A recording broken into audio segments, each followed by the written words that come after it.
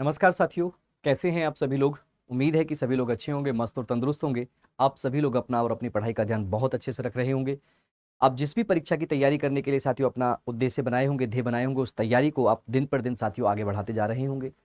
आपकी उसी तैयारी को साथियों और अच्छा करने के लिए और साथियों सटीकता लाने के लिए उत्तर प्रदेश से जो इंपॉर्टेंट क्वेश्चंस आते हैं, उत्तर प्रदेश से साथियों जो अलग अलग सेगमेंट से आपसे सवाल पूछे जाते हैं, उन्हीं सारी चीजों को ध्यान में रखते हुए और पिछले साथियों एक साल के जितने सवाल आपके एग्जाम में यूपी ट्रिपल एससी या साथियों अन्य जो आपके पुलिस के या अन्य एग्जाम हुए हैं, उन सारे एग्जाम में जितने क्वेश्चंस को ध्यान में रखते हुए मैंने ये आप लोगों के लिए जिला दर्शन की सीरीज चलाई है। और इससे पहले वाली वीडियो साथियों आप लोगों ने बहुत अच्छे से देखी है, बहुत सारा प्यार मिला है। और उम्मीद है कि जिस दिन साथियों हम लोग धीरे धीरे आगे बढ़ते जाएंगे और उत्तर प्रदेश के सभी जिलों के लिए साथियों एक जिला दर्शन कर लेंगे तो आप अब बहुत अच्छी स्थिति में आ जाएंगे, है ना। तो आज का जो जिला रहने वाला है वो साथियों हाथरस हम पढ़ने वाले हैं। तो आप लोग लास्ट तक बच्चों जरूर बने रहिएगा, लास्ट तक वीडियो को देखिएगा। 10-12 मिनट की वीडियो रहने वाली होगी और अगर अच्छी लगेगी तो एक बार जरूर उसको लाइक और शेयर जरूर कर दीजिएगा, है ना। तो अब आपका समय साथियों हम लोग बहुत ज्यादा जाया न जाने देने के लिए हम लोग स्टार्ट करते हैं उत्तर प्रदेश का वो जिला जिसका नाम है हाथरस। हाँ मेरे भाई, वही हाथरस जिला जिस हाथरस की हींग बड़ी फेमस होती है। वही हाथरस जिला बच्चों जो देखिएगा कितने अलग अलग जिलों के साथ अपना क्या सीमा साझा करता है। उसका साथियों जो जो फिजिकल स्थिति है, भौतिक स्थिति है, उसके बारे में जानिएगा। आप लोग देख रहे हैं ये मेरे भाई हाथरस है। हाथरस से रिलेटेड देखिए एग्जामिनर आजकल क्या क्या सवाल पूछ रहा है। केवल हाथरस से नहीं, जो उत्तर प्रदेश के बाकी जिले हैं उनसे भी सवाल पूछ रहा है। कैसे सवाल पूछ रहा है कि भैया इस हाथरस के पूर्व में कौन सा जिला स्थित है, पूरब में किसके साथ सीमा साझा करता है। तो मैंने पूरा सिनेरियो आप लोगों के साथ देखा है भाई। आप लोग देखेंगे उत्तर पूरब में कासगंज के साथ साझा करता है। अगर हम बात करेंगे पूरब और दक्षिण की बात करेंगे तो एटा के साथ साझा करता है। अगर हम पूरे दक्षिण की बात करेंगे तो हमारे प्यारे आगरा के साथ साझा करता है। अगर हम लोग बात करते हैं पश्चिम की तरफ तो बच्चों बाके बिहारी लाल की नगरी क्या मथुरा के साथ साझा करता है। और भैया देखिएगा अगर आप उत्तर की तरफ देखेंगे तो अलीगढ़ के साथ अपनी सीमा को साझा करता है। हाँ, ये वही अलीगढ़ के साथ सीमा साझा करता है जहां पर आप लोगों को अलीगढ़ मुस्लिम यूनिवर्सिटी मिलेगी और वो तालों वाली जो नगरी है वो यही अलीगढ़ है ना। तो देखिएगा कितने जिलों के साथ सीमा साझा करता है, ये भी सवाल बन जाता है। तो 1 2 3 4 5 यानी कि ये 5 जिलों के साथ अपनी सीमा साझा करता है। ये सवाल भी आप लोगों के लिए बन सकता है। स्टेटमेंट बनाकर सवाल जब भारी करना हो एग्जामिनर को तो वो कर देता है। आइएगा इसके अंदर थोड़ी सी चीजों को जानते हैं, कैसे इतिहास भूगोल में चीजें मिली हैं, है ना। तो देखिए हाथरस की स्थिति की बात करते हैं।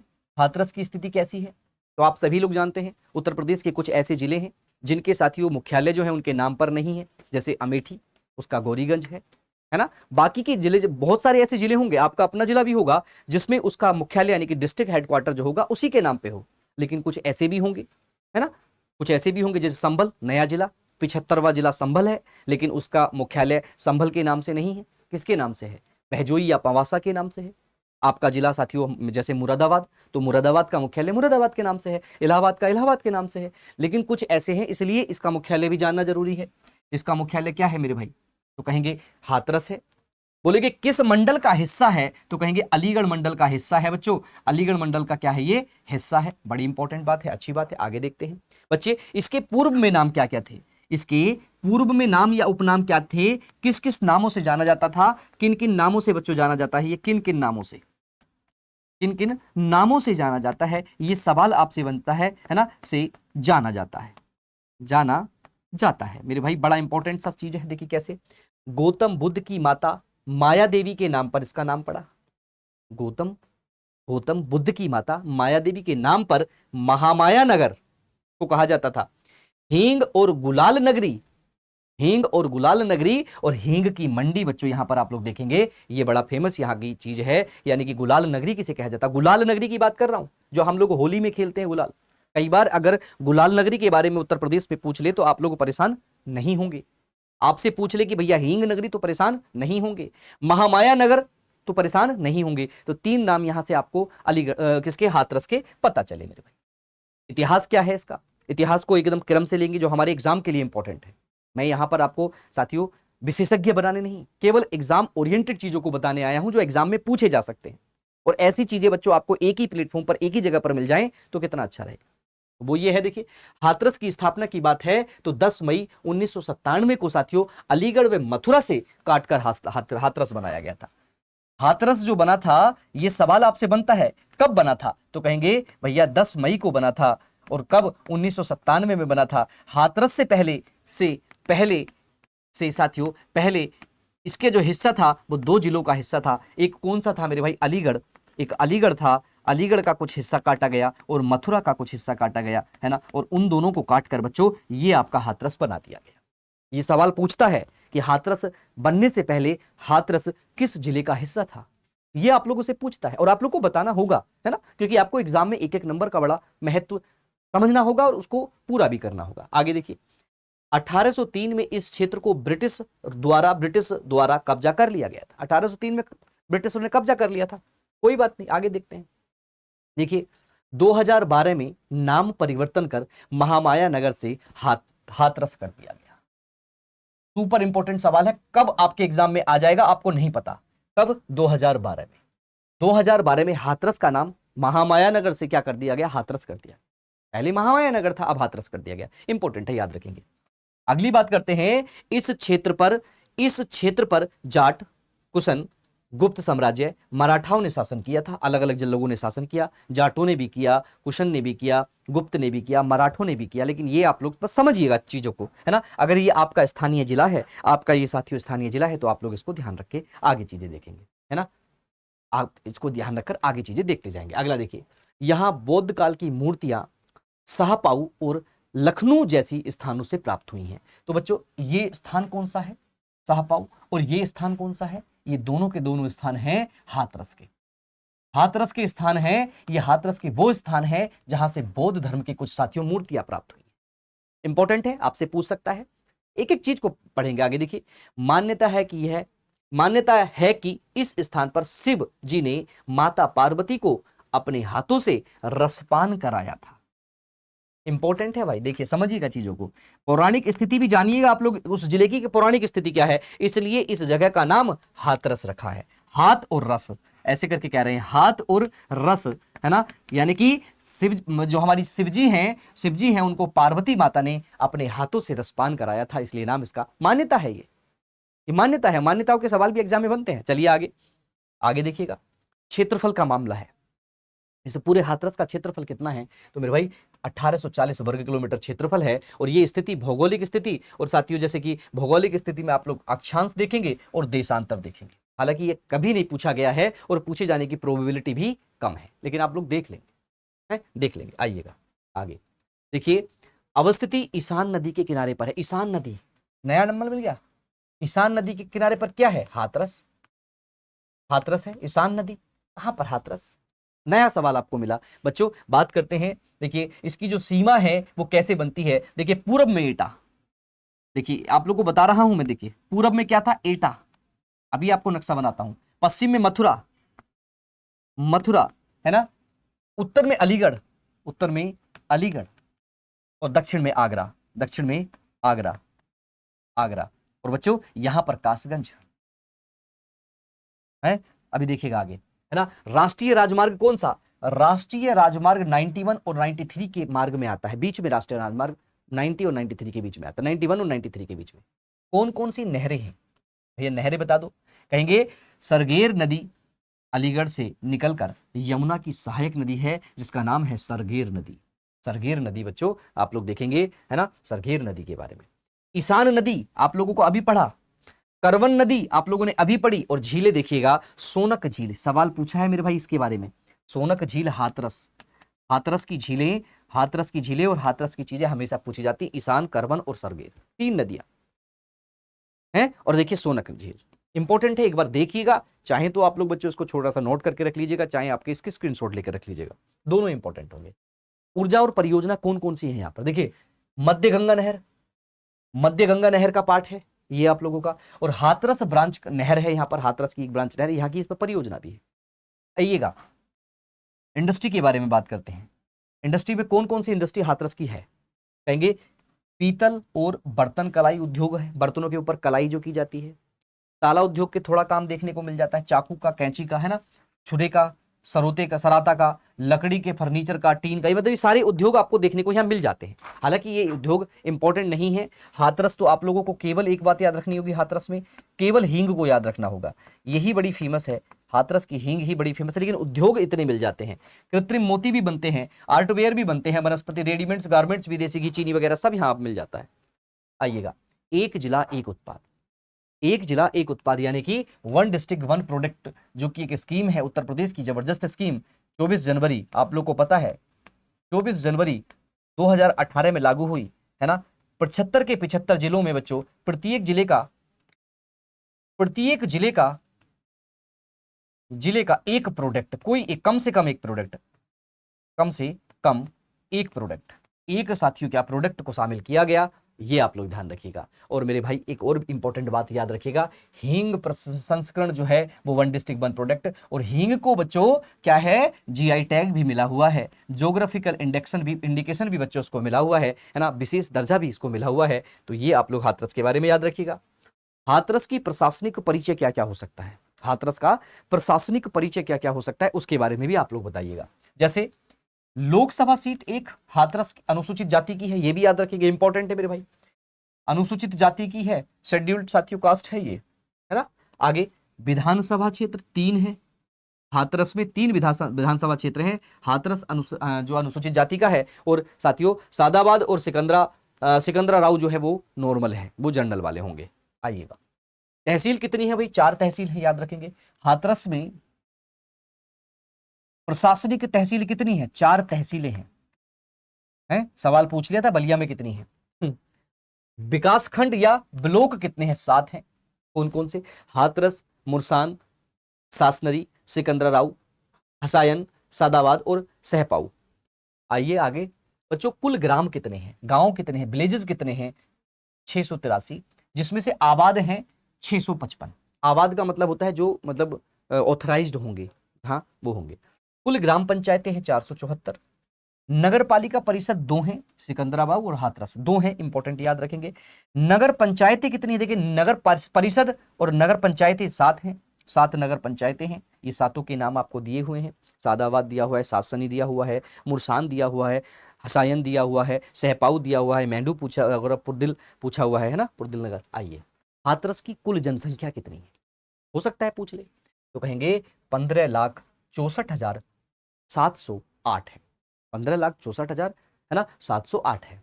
पुरुषों की जनसंख्या जिसमें से 8,36,000 है, महिलाओं की 7,28,000, मतलब महिलाओं की तो कम होगी ही, क्योंकि भैया महिलाओं की कम होगी ही क्यों नहीं, क्योंकि 1,000 पे कितनी है, 1,000 पे 912 है उत्तर प्रदेश की, तो यहाँ की तो कम होगी। शहरी जनसंख्या 21% है, शहरी 21% है, और तो शहरी 21% है तो 21 को घटाएंगे तो 79 पॉइंट लगभग है ना, लगभग 79.74 के आसपास आएगा जो ग्रामीण होगी।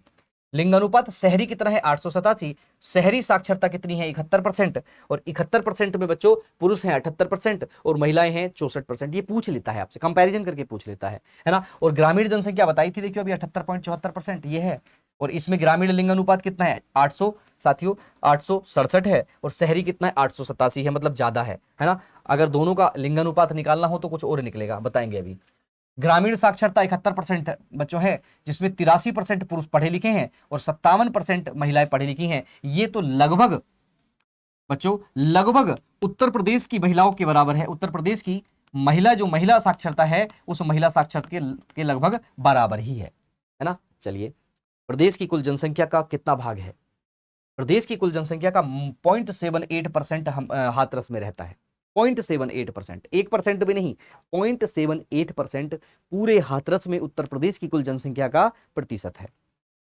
आगे, साक्षरता दर, एक्चुअल हाथरस की साक्षरता दर कितनी है, एक्चुअल तो कितनी है भैया, एक्चुअल साक्षरता दर है 71%, जबकि यूपी की बात करें तो 67.7% है, यानी कि यूपी से तो ज्यादा ही है, यूपी से तो ज्यादा है। सवाल पूछ सकता है, कंपैरिजन करके सवाल पूछ सकता है, कम है ना, कि भैया हाथरस की कुल साक्षरता उत्तर प्रदेश की साक्षरता से कम है, तो सवाल गलत हो जाएगा, कम नहीं है ज्यादा है। वहीं पर देखिए क्या पूछ रहा है, पुरुष साक्षरता कितनी है, 82.83, जबकि यूपी की कितनी है बच्चों, 77.23, तो ये भी ज्यादा है। महिलाओं की कितनी है यहाँ पर, महिलाओं की बच्चों यहाँ पर देखो 59.23 है, जबकि यहाँ पर है 57.3 के आसपास हमारे यूपी की है। तो कंपैरिजन आपको यूपी के साथ करना है तो यूपी के साथ आप करिएगा कंपैरिजन हर चीज में। आगे चलिएगा, जनसंख्या घनत्व कितना है, 850, तो कहेंगे यूपी का कितना है, यूपी का 829 है मेरे भाई, यूपी में सर्वाधिक किसका है, ये आपसे पूछेगा सर्वाधिक से कितना अधिक है, सर्वाधिक किसका है तो कहेंगे गाजियाबाद का है, गाजियाबाद का है, गाजियाबाद का 3971 के आसपास है। और सबसे कम किसका है तो सबसे कम बच्चों आपको देखने को मिलेगा ललितपुर का 242 के आसपास। ये चीजें आप लोगों को कंपैरिजन करके याद करके रखनी होंगी। लिंग अनुपात कितना है 871, यूपी का कितना है 912, 1000 पुरुषों पर महिलाओं की संख्या 912, लेकिन ये कम है। कंपैरिजन आपसे करेगा तो आप लोग याद रखेंगे। दशकीय वृद्धि कितनी है 17 पॉइंट साथियों कितनी 19, जबकि यूपी की दशकीय वृद्धि कितनी है 20.23% है। तो ये भी कंपैरिजन करके आपसे यूपी का पूछेगा, तो आप हर चीज को मैं डेटा को कंपेयर जहां से सवाल बनेगा वो आपको बता के चल रहा हूं। आइएगा, संस्थान कौन कौन से हैं तो संस्थान है पीसी बंगला कॉलेज है, सरस्वती डिग्री कॉलेज है, आरडीए गर्ल्स कॉलेज है, ये कॉलेजों में आ गया। एक पॉलिटेक्निक कॉलेज है, पॉलिटेक्निक कॉलेज भी है हाथरस में। उत्सव कौन सा, भगवान बलराम मंदिर में साथियों एक लखा मेला लगता है, लखा मेला लगता है भगवान बलराम मंदिर में, है ना। इसे साथियों डू बाबा के नाम से जाना जाता है, और डू बाबा का मेला कहाँ लगता है, हाथरस में लगता है। भगवान बलराम मंदिर भी यहाँ पर है ना, बालम, बालम बलराम नहीं बालम, बालम है लिखा हुआ बालम, तो आप लोग इसको याद रखिएगा, है ना। आइएगा आगे देखते हैं। दर्शनीय और धार्मिक स्थल कौन कौन से हैं, तीर्थ, है ना, तो याद रखिएगा यहाँ पर क्या है, मंगलायन है, दाऊजी महाराज का मंदिर है ना, कहाँ पर, हसायन में, और महाकाली मंदिर है सहपाऊ में, इंपॉर्टेंट है ये भी याद रखिएगा। बोहेली वाला का मंदिर भी है यहाँ पर, गोपेश्वर महादेव का मंदिर भी है यहाँ पर, चिंता हरण मंदिर भी है, मसानी देवी का मंदिर है, चावर गेट है, नाथजी चामुंडा का माँ का मंदिर है, और मंगलायतन है ना धर्म तीर्थ है, और साथियों भद्रकाली मंदिर है। ये सब हाथरस के प्रमुख स्थान हैं, है ना। जैसे कि मसानी देवी का मंदिर कहाँ पर है, आप लोगों से पूछे तो आप लोग बताएंगे ये यहाँ के हाथरस के हैं। आइए आगे, हाथरस का किला भी बच्चों है यहाँ पर, हाथरस का किला भी है, एक फोर्ट ऑफ हाथरस, आप जा सकते हैं। बोली ब्रजभाषा के आसपास की बोली मिलती है, ब्रजभाषा की से जुड़ता है। और देखिएगा हाथरस का प्रमुख जो नृत्य है वो है नौटंकी। उत्तर प्रदेश का सबसे कम नम भूमि वाला जिला हाथरस है, सबसे कम नम भूमि है यहाँ पर, नम भूमि वाला जिला है ये। देखिए सवाल बनते हैं ऐसे, है ना, सबसे कम नम भूमि वाला जिला कौन सा है, हाथरस है ना। कपास का उत्पादन भी किया जाता है, उत्तर प्रदेश के हाथरस में कपास का उत्पादन भी किया जाता है। यमुना यानी कि ताज एक्सप्रेस वे यहां से गुजरता है। कांच और चीनी मिट्टी के मन के पत्थर, भारत के प्रसिद्ध हास्य कवि काका हाथरसी, देखिए भारत के प्रसिद्ध काका हाथरसी, काका हाथरसी का जन्म हुआ है हाथरस में। यहाँ पर क्या है, संगेर, ईशान, करवन नदी है साथियों। आलू उत्पादन में आगरा, फिरोजाबाद के बाद हाथरस का ही स्थान आता है। ये भी आप लोगों को याद रखना होगा, ये इंपॉर्टेंट बात है, ये नोट करके मैंने लास्ट में है ना आप लोगों के लिए लिखी है। आप लोग इसको नोट करके मेरे भाई बढ़िया तरीके से आप लोग इसको देखते रहेंगे, है ना। अगर बच्चों है ना, अगर आप देखते रहेंगे तो बड़ा आनंद रहेगा। और एक और बात मैं आपको बता देता हूं मेरे भाई, है ना, एक और बात मैं आपको बता देता हूं। अगर आप लोग बहुत बढ़िया तरीके से चीजों को जानना चाहते हैं, करना चाहते हैं, तो आप लोग बच्चे, है ना, आप लोग एक बात देखिएगा जरा,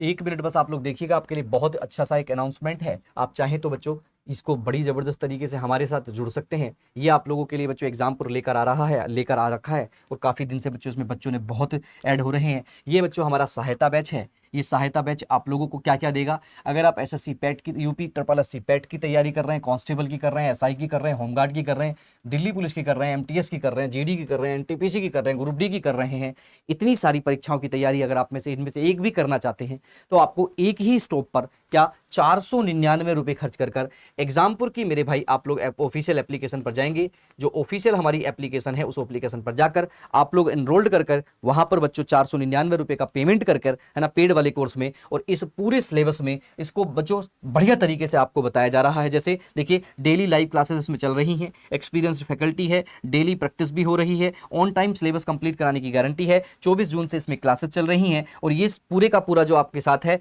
5 जुलाई तक ये ऑफर है ना। और इससे जुड़ने का इतने सारे एग्जाम की तैयारी को आपको एक ही बैच दिया जा रहा है जिसमें कंबाइंड बैच है। तो बच्चों जरूर ले लीजिएगा अभी जाकर, और जरूर बताइएगा कि ये जो उत्तर प्रदेश का जिला दर्शन है कैसा लग रहा है। उम्मीद है कि अच्छा लग रहा होगा। अच्छा लग रहा है तो बच्चे एक बार कमेंट जरूर करिएगा जब भी आप लोग इसको देखेंगे, है ना, और अपने दोस्तों को शेयर करिएगा, लाइक करिएगा, और मिलते हैं। और अपने सुझाव साथियों कमेंट बॉक्स में जरूर दीजिएगा, है ना। हम आपके सुझाव को पढ़कर उस पर काम करने की पूरी कोशिश करेंगे। तब तक के लिए सभी अपना ध्यान रखिएगा, अपने माता पिता का साथियों सहयोग लेते रहिएगा, उनसे बात करते रहिएगा। जय हिंद बच्चों, जय भारत। Thank you.